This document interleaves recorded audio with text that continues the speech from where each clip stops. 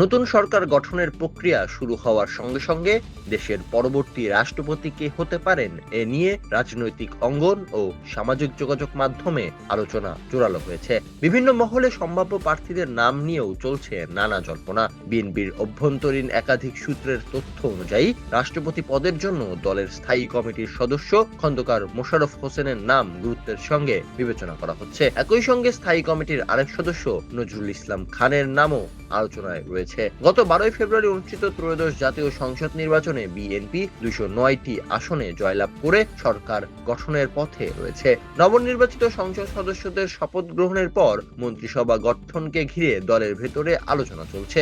মন্ত্রিসভা চূড়ান্ত করার পাশাপাশি রাষ্ট্রপতি পদে সম্ভাব্য প্রার্থীদের বিষয়েও মতবিনিময় হচ্ছে বলে জানা গেছে। এদিকে বর্তমান রাষ্ট্রপতি মোহাম্মদ শাহাবুদ্দিন নতুন সরকার দায়িত্ব নেওয়ার পর পদত্যাগ করতে পারেন, এমন ইঙ্গিত তিনি গত ডিসেম্বরে আন্তর্জাতিক বার্তা সংস্থা রয়টার্সকে দেওয়া এক সাক্ষাৎকারে দিয়েছিলেন। আওয়ামী লীগের মনোনয়নে 2023 সালে বিনা প্রতিদ্বন্দ্বিতায় রাষ্ট্রপতি নির্বাচিত হন তিনি। সংবিধান অনুযায়ী তার মেয়াদ 2028 সালের এপ্রিল পর্যন্ত থাকলেও দায়িত্বে অব্যাহত থাকা নিয়ে তার অবস্থান নিয়ে অনিশ্চয়তার ইঙ্গিত পাওয়া গেছে। দলীয় সূত্রগুলো বলছে বিএনপি সরকার গঠন করলে খন্দকার মোশাররফ হোসেন রাষ্ট্রপতি পদে আসতে পারেন, এমন আলোচনা আগে থেকে রাজনৈতিক অঙ্গনে ছিল।